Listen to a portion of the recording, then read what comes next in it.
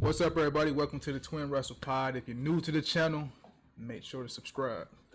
Today's video, like yesterday's video, is another prediction video for this time WWE Evolution that comes on Sunday. What time did it come on? 8, 7, or what? What time does it come on? I don't know the exact time. What's the time, Drizzle? I would assume 7 o'clock. I Okay. mean, there's 7 matches, so I don't think it would kind of pretty much be any more than 2.5 hours because Triple H likes to go, go, go, go, go. So Okay. yeah, So roughly it's gonna start probably about 7, 8 o'clock, more than yeah, likely. yeah. We have 7 matches altogether on this card. It's going to include women from NXT, SmackDown, and Raw. I want to address this. Just all the discourse I've been hearing about this event. This is just my opinion on this, okay? Everybody's saying WWE has screwed Evolution based on everything that's going on so far in terms of the build and stuff. But I'm going to put it this way. They had 2 weeks to build this shit, right? So I'm not going out there expecting it to be a marvelous build. It's going to be a great show, no doubt about it, because the women involved. But WWE doing Saturday Night's main event the night before and this in the same arena the night after is kind of fucking stupid in my opinion.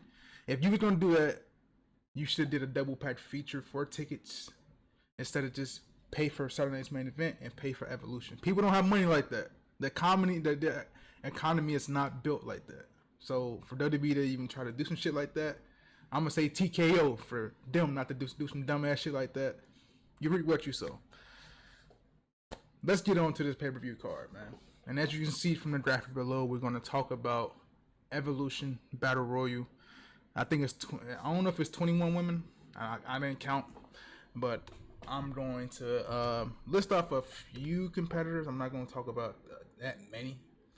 We know Stephanie Vaquer's in there. We know Julia's in there. Chelsea Green, Nia Jax. And I think you got 6 women from NXT: Karma Petrovich, Lola Vice, Jada Parker, Tatum Pashley's in there.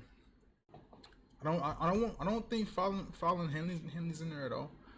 But you have 2 more women from NXT that's going to be in there, so that's a good addition. I know Kalani Jordan is like the 5th person. I don't remember the 6th person, but my pick for this matchup, I think you got to go to the most likely pick is Stephanie Vaquer, because the person who wins this battle royal gets a championship match at Clash in Paris.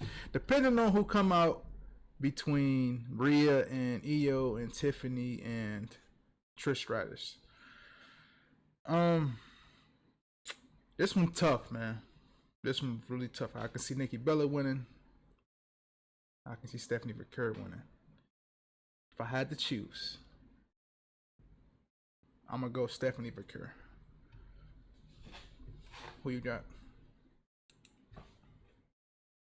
And just going down with just like who we think is gonna be maybe like the final four. I would probably say Stephanie Vaquer, Julia, and Nikki Bella for sure. Um, I I do maybe kind of feel like maybe it could go between I think Lash Legend and Nia Jax like we talked about earlier between one of those two maybe being in the final four. But if I had to pick a winner, I definitely do believe I definitely do think it'll be Stephanie Vaquer because WWE seems really really high on her as well. So I think Stephanie Vaquer is definitely going to be the winner of the battle royale. Okay. That seems like that's the consensual pick. My only problem with that is, do you want, if you WWE, do you want to give her and Rhea away that early? And when we literally, 7, 8 months away from WrestleMania 42? Do you really want to give that match away that early when it is a WrestleMania match? WWE is quite in a conundrum here because they don't book their women's division the greatest, right? The main roster, I'm gonna say, don't book their women's division the greatest. I think Triple H need to take some notes from how Shawn Michaels do it down in NXT, because the women in NXT kill it with their booking, their storylines, and so forth and so forth. Every woman in that division in NXT is known to a degree. They have a legit top 8, 9, to 12 women that you can see there that can go to the main roster at any time and would be known, just because Shawn Michaels took that time to build those women. Um, so that's why I think just giving that matchup early is just tough. But Stephanie McCurry is the consensual pick. I'll be surprised if she don't win it, but if she don't win it, I'll say Nikki Bella does win it, so you can get her going with the Clash in Paris and facing whoever the champion may be. She can choose because she's not exclusive to any brand. It can be her and Tiffany or her and Rhea, but I think you do her and Tiffany at Clash in Paris if she does win. So that's my thoughts on the Evolution Battle Royal. You want to add anything else before we move on? Not really anything specifically to the battle royale, but I do want to say that, just there were a lot of reports saying that, Liv Morgan getting injured is kind of really what, you know, they WWE had to make a lot of like changes to the card because of Liv Morgan's injury, because originally it was supposed to be her and Nikki, so obviously Liv was kind of like the focal point of it. But again, we'll just see what happens in, due time. But no, I don't really have much to add about the women's battle royal. But yeah, if Stephanie Vaquer doesn't win, yeah, I do agree with you that it could be Nikki, because whether it's Nikki versus Tiffany, Trish, or Rhea or Io, I think it'll be an exciting match regardless. Okay. All right, let's head on to our next match, man. We have the triple threat for the Intercontinental Championship. Becky Lynch defending her championship against Lyra Valkyria and Bayley. Now, since Becky Lynch got this belt, which we all seen coming, right? She has done tremendous work in terms of building this championship. Lyra Valkyria had it. She really wasn't doing shit with the championship. She wasn't doing shit as much because Triple H thought the great idea was to put the tag team championships on her. That was the grand idea with her as the IC champion. But what I like about this program is it's flourishing Lyra Valkyria's character out. Like, it's fleshing her character out.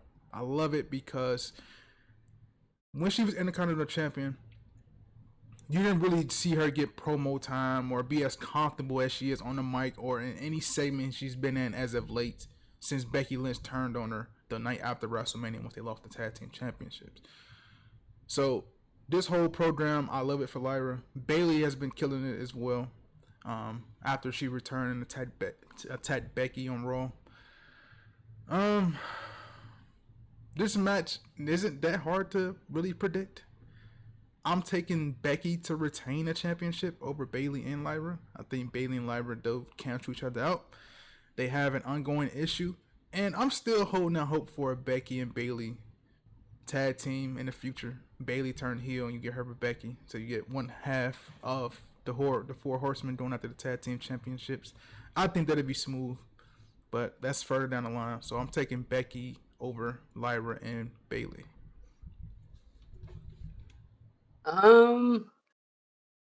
First and foremost, I want to say, yeah, I think you are exactly right. This is definitely fleshed out Lyra Valkyria's character, because we're getting to see, more of like an aggressive side to her. Because when she won the belt, I know a lot of people wanted Dakota Kai, but just being able to see how much Lyra has grown and all of the title defenses that she has. So yeah, I've become a fan of her.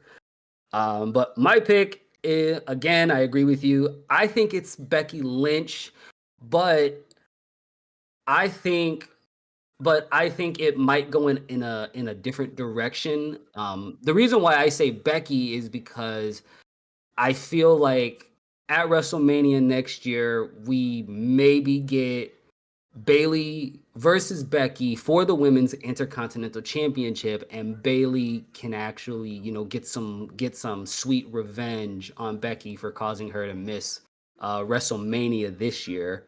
And then, that way Bayley can add the Intercontinental Championship to her, her repertoire of championships.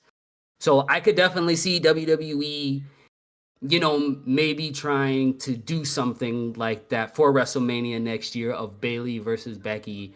Lyra, I'm not really worried about, because with the draft coming up, I could definitely see them putting Lyra over on SmackDown, and then Lyra going after the United States Championship or even the Women's Championship over on SmackDown. She's very talented and she has many good years ahead of her as being a champion.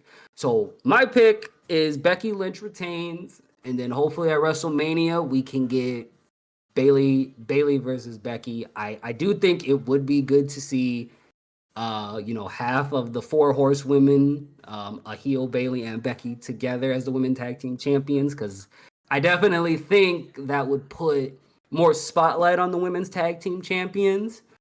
So yeah, I agree, but my pick is gonna be Becky Lynch. Okay. All right. Cool. Let's go to our next matchup. We talking about the NXT Women's Championship. We had JC Jane defending the NXT Women's Championship against Jordan Grace, aka Muscle Muffin, as coined by the glamorous Blake Monroe. I'll let you kick it off. Go ahead. I have not been able to really catch NXT. And I don't know like how up to date they keep NXT on the WWE network on Peacock. So I really have not been able to really catch NXT.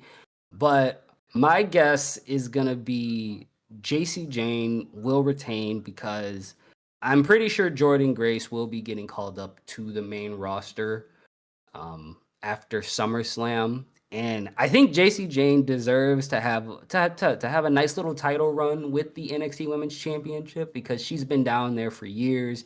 She had the whole faction with Gigi Dolan and Mandy Rose, Toxic Attraction. So I think it's time to give JC Jane the spotlight, have her, run the NXT Women's division for a little bit. So I could definitely see, JC Jane retaining the Women's Championship. So that's who I'm gonna pick. All right. Well, you're right. She's in the spotlight. She's earned it. Her spotlight about to end pretty soon. It's about to dim really soon. But shout out to her for becoming an NXT Women's Champ. This speaks nothing but transitional champ. It happens in wrestling. There's no disrespect, no slight to anyone. It just happens in wrestling. Everyone is going to be a transitional champion at some point in their career. Jessie Jane is that, and this is just a match to get her more shine, which is a great thing. After she beat Stephanie Vaquer, we knew where this championship is going. We know the direction it's going to go. And it got Blake Monroe's name all over it. It's just a matter of time. But as of Evolution tomorrow night, JC Jane, I will agree, she will retain the championship because if you remember, maybe about a month and a half ago now at this point, it was rumored that Jordan Grace will be going to the main roster and she will be on the SmackDown brand. So it don't make sense for her to win an NXT championship at this moment when she's about to leave and go to the SmackDown brand any day now. I think Evolution is just a platform for her to showcase more of her skill and more of who Jordan Grace really is to the casual fan who don't really watch NXT or watch any of her TNA work before that. So this is what this will give those casual fans is more look into her work. But she will lose. Jason Jane does have her companions with her. What is it? Fatal Influence. She does have those girls with her, so I will expect those girls to play a part in this matchup and helping JC Jane retain a championship. So taking JC Jane as well over Jordan Grace. Do you expect Blake Monroe to play a part in this match? Yeah, for sure. They ain't gonna not just have her on tonight's show. I mean today's show at 3, and then don't have her at Evolution. You just signed the chick. You think she ain't gonna be on Evolution? She'll try to beat her even odds, but the numbers game will play an effect. I think it's 3 in Fatal Influence, and it's only gonna be 2 with Blake Monroe and Jordan Grace. So the numbers still add for Fatal Influence. Do you think we could see a Blake Monroe heel turn at Evolution? Nah. I wouldn't be surprised, but she still had to get the championship first before she. You know what I'm saying? Mm-hmm. So I would say no. Okay. All right, let's head to our next matchup. We have Jade Cargill versus Naomi, the new Queen of the Ring. Jade Cargill, excuse me, the future. Well, she is no more contender for the women's championship at SummerSlam. Jade Cargill, that Jade Cargill. And before we get on this match, man, let me speak on this, man. The IWC, bro. I salute y'all at most times, but most of the shit I be seeing around on videos or whatever the case may be about Jade, bro.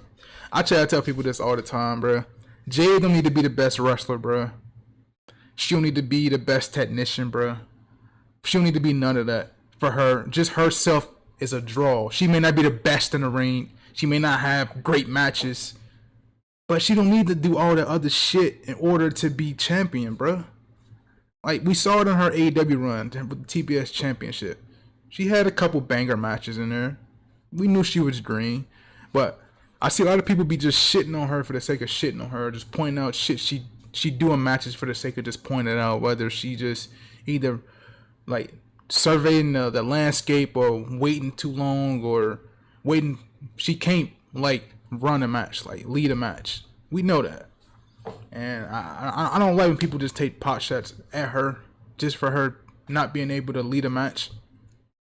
Like when she had the match against Asuka at Night of Champions, people were saying it was the worst match, but Asuka did the best she could. I mean, what you expect? Jade ain't that good in the ring, bro. So I hate when a lot of people dig at her, man.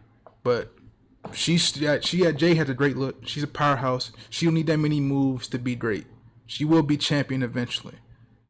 So, and on top of that, I mean, again, I don't know the whole situation, what's going on, but just based off what you're saying, it sounds like this happens to a lot of people. And people got to remember, it's gonna take Jade years before she can go out there and be comfortable leading a match. Like, people have to give Jade time. You have to give her time to be able to call the spots or be able to lead a match. I mean, yeah, she's been wrestling for some years, but it still takes time before she can be able to do that.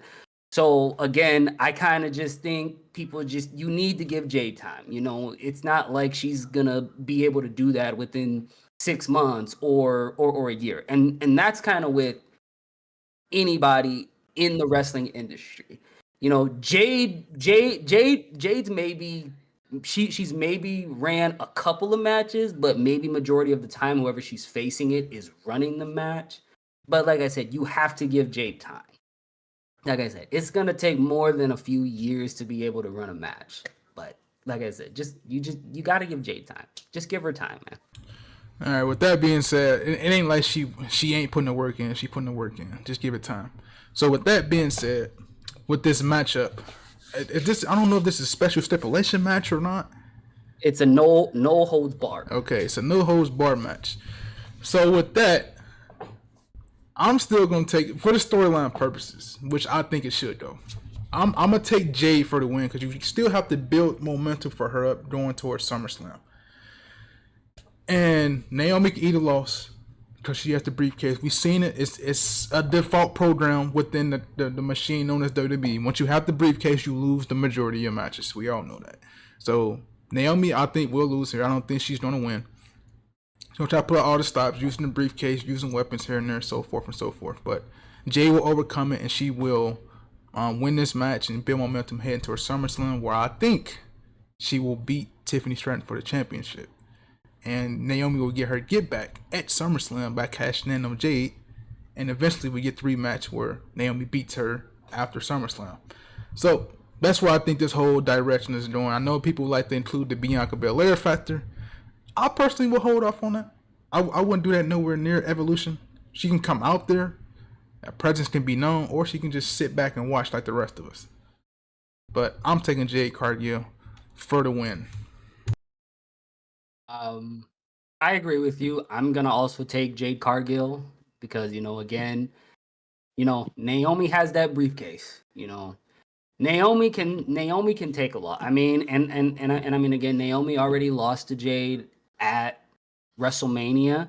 So if WWE decides to flip the script and maybe have it where Naomi gets a win over Jade as maybe just like a shock factor, and now they're 1-1, and then maybe you want to set something up where they have a third match to see, you know, who wins. You could do that too, but it's like you said, for the sake of the storyline and to keep building Jade up, yeah, I'm gonna take Jade Cargill for the win. Also to add on what you said earlier about her being a powerhouse, Jade's look alone is a draw. If Vince was still in charge, Jade probably would have been the women's champion probably within her her first 6 months to a year, DJ, if I'm not mistaken, because we know how Vince is on the presence and the look of people. So I think Vince probably would have made her a champion maybe within her first 6 months to a year of just being there. So her presence, her aura, her look alone it's enough. It's enough of a draw. She's not gonna be perfect in the ring. There's gonna be bad spots. Everybody has bad spots. Nothing is perfect. But just again, just give Jade time. Just give Jade time. But like I said, her presence, her aura, just everything just about her is what is pretty much what you would want. And you know, not everybody looks like that, and you know, that's fine. But just give Jade time. Not everybody is perfect. But yeah, I'm picking Jade Cargill to win the match. All right, man. Let's get on to the next match. We have the Tag Team Championship matchup, Fatal 4-Way. We have Zarya and Sol Ruka from NXT. We have the Kabuki Warriors from Monday Night Raw. And we have Charlotte Flair and Alexa Bliss from SmackDown. Going after the championships being held by the Judgment Day, Raquel Rodriguez, and the newest member, Roxanne Perez. I expect Liv Morgan to have some sort of presence in this matchup, whether she's, you know, escorting the women to the ringside or something like that. But I expect her presence to be felt for sure. It's like this might be the first time we see her since injuring herself on Monday Night Raw, maybe 4 weeks ago. This matchup, okay. Charlotte and Alexa Bliss, I'm digging this storyline with those two. Like it's especially from Charlotte's perspective. She isn't forced down our throat. She isn't in the main event scene. She isn't fighting for the women's championship or the world championship. This is right where she needs to be at this moment in time. And just like how Becky Lynch is for the Intercontinental Championship, Charlotte will eventually be for the U.S. Championship, but Charlotte will be for these tag team championships. She will put another eye on these championships and make them a little more important than what they are, right? So I love the fact that her and Alexa Bliss are going after these championships, and their storyline with one another has been great so far. So I'm loving their side of it. We knew Asuka and Kairi Sane would be in this matchup soon after Night of Champions, and Kairi got into it with Raquel. We knew that where it was going. They were the only team from Raw that made sense. The legit team from Raw that made sense, right? So we knew they were going to be here. So I'm excited to see them, former tag team champs themselves. And the last time we seen these two in a tag team capacity, they lost to Bianca and Jade last year, I think at Backlash or something like that. Or I think Asuka got hurt. Zarya and Sol Ruka, wasn't a fan of how they got in the match, but I love the fact that they are in this match. They have great chemistry. Like, you follow them on any of their socials, they do a lot of fun shit, back and forth or together, whether it's working out or doing filming little skits here and there. Sol Ruka is fabulous. The Soul Snatcher finishing move is fucking awesome. I like Zarya. She has a great look. She's got a little power to her as well. So I'm a fan of their tag team. A little power and flexibility on that side. Roxanne and Raquel. If you was here from my Night of Champions review, you know that I picked Raquel to beat Rhea, which it didn't happen, but I just feel like it would have happened if you would have had Roxanne come out there and help her, which Roxanne did, but the help didn't mean much because she lost any fucking way. I thought it would just build momentum for them to usher Roxanne into the Judgment Day and take over Liv's spot, which she did anyway, and become the de facto tag team champ. With all that being said, We can just do this process elimination. Soul Ruka and Zarya won't win, but they put on a great show. The Kabuki Warriors will not win. Where the caveat is Charlotte Flair and Alexa Bliss.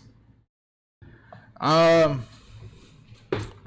I don't know where the direction is heading for this direction with Alexa and Charlotte, but I like it. I just don't know. That's the only thing that's intriguing to me. But at the moment, I'm going to stick with the Judgment Day, Roxanne and Raquel, and I'll tell you why. Similar to, like I said, for the All In triple threat match, applies here, right? This serves as for Charlotte and Alexa not to win this match by it being a multi-woman match. Now, if it was them two flat up against the Judgment Day, I would pick them to win. But being that there's other two tag teams in here, you can keep those two strong by having them lose, and eventually heading down towards SummerSlam, they can get the championships then. So that's why I'm going to take Raquel and Roxanne and retain. And plus, the Judgment Day need a fucking win at this point, man. With Liv Morgan being hurt, all the shit they've been through so far, they need a win. You got to keep Roxanne strong, bro. So I'm taking the Judgment Day in this one. All right. So, I am going to pick. Well, I agree with you on that one. I'm going to pick Raquel and Roxanne, and I'm going to explain why. Now, it would make sense for them to keep the tag team titles because I feel like, again, Charlotte and Alexa, their storyline, again, it's very, very interesting. And them not winning, it could lead them to having a match against each other somewhere down the line. I mean, I don't really see like Alexa, like even if Alexa and Charlotte were to have a match against each other, let's say heading into SummerSlam, I don't really see WWE having, Charlotte Flair kind of get mixed up within the Wyatt Six if the plan is for Alexa to still somehow be tied to them. I really don't foresee WWE wanting Charlotte anywhere near the Wyatt Six or dealing with them in like any way, shape, or form.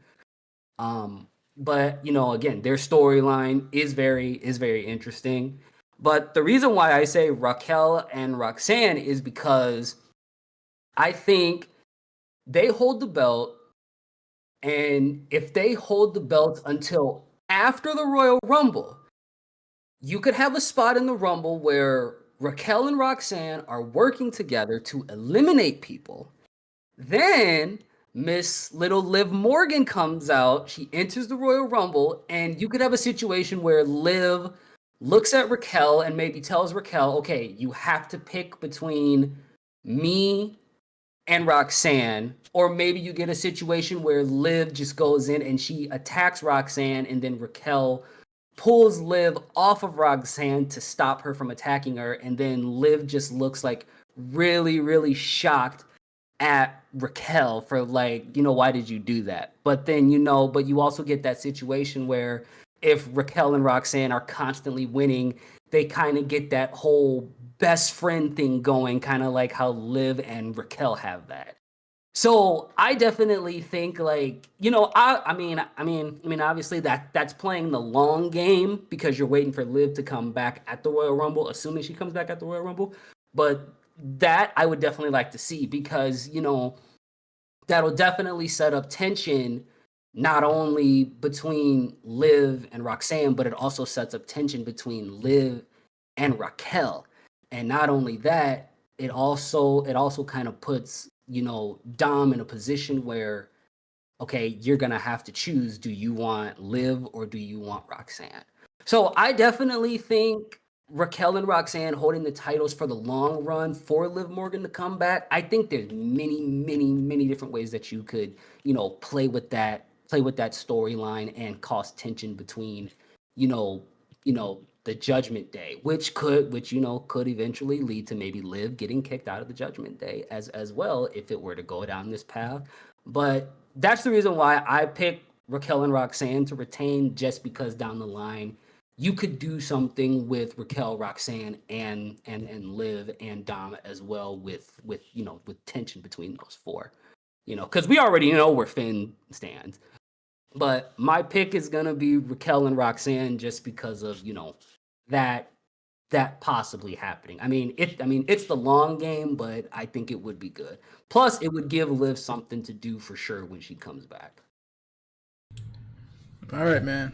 Next up, we got Tiffany Stratton defending her WWE Women's Championship against the Icon, Trish Stratus. This match is really, honestly, simple. Granted, they have history. Trish helped Tiffany, I think, against Nia and Candice, if I remember. On Elimination. What is it? Elimination Chamber. Yeah, Elimination Chamber. Tiffany Stratton's run as champ ain't been that interesting, to be honest. I mean, she had how many matches with Nia Jax at this point? Maybe 3 to 4, 5, possibly. 3, 4, 5, maybe. Coming out of this pay per view, we gotta book it with some other competitors. We know she's gonna face Jade at SummerSlam, but before you hit the SummerSlam, she had to face somebody. That's why I have Nikki Bella as my second to win it, because she needs a challenger for Clash in Paris. You can do anybody for Rhea or Io at Clash in Paris. So nothing really needs to be said about this. I'm taking Tiffany Stratton to retain the WWE Women's Championship over Trish Stratus. It's going to be a great match. Last time we seen Trish in a one-on-one match capacity, she faced Becky Lynch in that steel cage match. I think, was it Payback or something like that? And they had the best match on the card. So we'll see when it comes to this, but I think it'll be a good match though. Yeah, I'm gonna pick Tiffany Stratton. I don't think there's really anything special other than just Tiffany's getting to wrestle an icon and a legend, and Trish Stratus to help get Tiffany Stratton over, even though she already is over. But yeah, this is probably like the second time I think a women's champion's run has kind of been very disappointing. When Io won the women's championship, that run was kind of disappointing, and Tiffany's run has also kind of been disappointing. So I kind of really don't really know what's going on. Io's run now as world champion has kind of also been disappointing. I love Io, don't get me wrong, but yeah, I don't know what's going on in the women's division or why it's being booked like this. So, but yeah, I'm gonna pick Tiffany. All right, now on to the main event. The Women's World Championship. The Women's World Champion Io Sky defending her Women's World Championship against the Eradicator, Rhea Ripley, the former champion, the person she beat it off in the first place for acting stupid, Rhea Ripley. This match is kind of hard to call, really, if I'm being honest. I love Io. Love Rhea. That's why this match is it's just so crazy to call. But the fact that WWE thought the grand idea for Evolution would be for each champion to pit their opponents is beyond me. But we here, so I no point in even talking about it. These two have history. Rhea Ripley has been unable to beat Io Sky in a one-on-one capacity. She lost at WrestleMania in the Triple Threat, that match that she won it so gracefully. She lost the championship to Io in February. She lost NXT to Io 101 back in the day. And now we here at Evolution 101 yet again. I fail to see Rhea losing a third time to Io in a one-on-one capacity. Just so you can get that lasting image of Rhea holding the championship again, but I'm gonna say this. I'm getting tired of Rhea Ripley being in the championship scene a little bit. I love her to death, but I'm just tired of her being the de facto champion. I mean, she's the 3-time champ. She held the champ. She beat Charlotte 2 years ago at Mania, held it until they changed the championship for her, and brought it into the WrestleMania in Philly, and then she had to relinquish it because she got hurt by Liv Morgan. Liv Morgan got it, then she got it back on January 6th, then she lost in February. Now we're here, and Rhea Ripley is yet back in the World Championship scene. I'm going to just say for shits and giggles, I'm going to take Io because I want Io to retain, even though I know she probably won't, but I'm still going to take Io to retain. So you can go ahead after that. I'm going to pick Rhea simply because of the fact of Jade Cargill and the women's battle royal. Obviously, if WWE decide, or if Jade decides to choose Rhea for SummerSlam, that would be a big match. I think that match would definitely be a bigger draw than Jade versus Tiffany. If Nikki Bella does win, you do Nikki Bella versus Rhea. I think that match would be a draw. So I kind of just think in general, Rhea is maybe just a bigger draw than Io Sky. Even though I kind of think with Rhea being a powerhouse, there's really not that many people that could really match her size and her strength, maybe other than Jade and Raquel, and I guess Nia Jax too, if you want to say that. So it's kind of like one of those things that I said earlier before, whereas like Rhea, she's kind of limited to like who she can wrestle to make a match actually look like, oh yeah, she has a tough opponent. But I'm gonna say Rhea wins, just because of the whole factor of, oh, it could be Jade versus Rhea, or you do Nikki Bella versus Rhea, or Stephanie Vaquer versus Rhea for SummerSlam. It's just one of those factors. Like I said, I love Io Sky. I was happy to see Io Sky win, but like I said, it's just when championship runs are just they're dull, or they're not defending their championships, I think it kind of hurts the person that's holding the belt, because when was the last time Io defended that belt? It couldn't have been. Was WrestleMania the last time she defended it? Yeah, see, and that right there, that's a problem. That's a problem, especially when you can't remember when the last time when a belt was defended. That's a problem. So, and again, no offense to Io, but it's just, it's not your fault, Io. It's not your fault. But I'm picking Rhea. I will add before we go, that's not her fault, and the same thing is going to happen with Rhea anyway, because there just ain't no challengers on the Raw side, unless you want to run it back with somebody from the Judgment Day or anything like that. This is where the opportunity after this pay-per-view is for you to build superstars, build some people in that division to go out there to championship.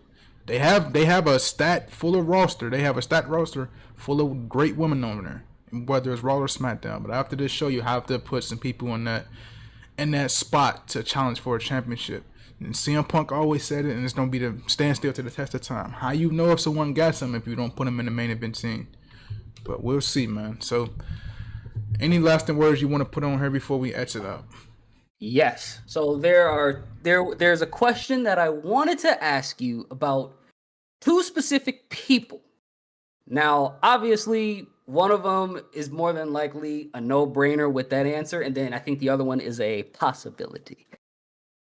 So, a couple days ago, on the WWE Vault channel, they uploaded a video, and I believe it was titled "The Rise of AJ Lee." Do you think there is a possibility we could see AJ Lee at Evolution 2? Like, just an appearance. Not in a match, but just an appearance. I mean, I'll say maybe. I mean, it's 50-50. I mean, you can't really 100% commit to yes. You can't 100% commit to no, because you don't know. Like, legit, you don't know. So I would say maybe. But I would save something like that. If I'm doing it, I would save something like that for the build towards SummerSlam. Oh, for her to just make an appearance, to not have a match, just make an appearance. Maybe like go out to the ring and say something on the mic. Just something like that. Not to be in a match, because I don't think AJ's ever gonna want to wrestle again. I think she'll be happy with maybe making an appearance and talking on the mic, but I don't think we'll get a match out of her. Never say never in the wrestling business. Let's shoot the next question. What we got? Okay, so my last and final question. This one is probably a more realistic one. Do you think we could see an appearance from Paige? I mean, yeah. I mean, you can't get one. You can't get both of those though. You won't get both. Well, obviously, yeah. I would She say is a free agent. She is a free agent. for sure. I would say Paige. You will see Paige more likely than you will see AJ, just based on the type of fact that I've heard. Just recently, having an interview with Chris Van Vliet just came out. What 2-3 days ago, right? And then Yep. her on Twitter talking about Evolution and people quoting her tweet on Twitter. So I wouldn't be surprised if we get an after credits scene with her coming out there. So it's more likely you get her than you get AJ. Okay. That's all I wanted to ask. That's all I wanted to ask. All right, man. So with that in the books, that'll do it for us. I'll put CK's channel and the links down below. He does gaming, any sorts of games. Whether he used to play basketball, but he don't really play no more. He played like RPG games and stuff like that. So I'll link his channel in the description. And he stream on Twitch as well. So I'll see you guys in the next video, man. Y'all take it easy and y'all enjoy Evolution. Peace out.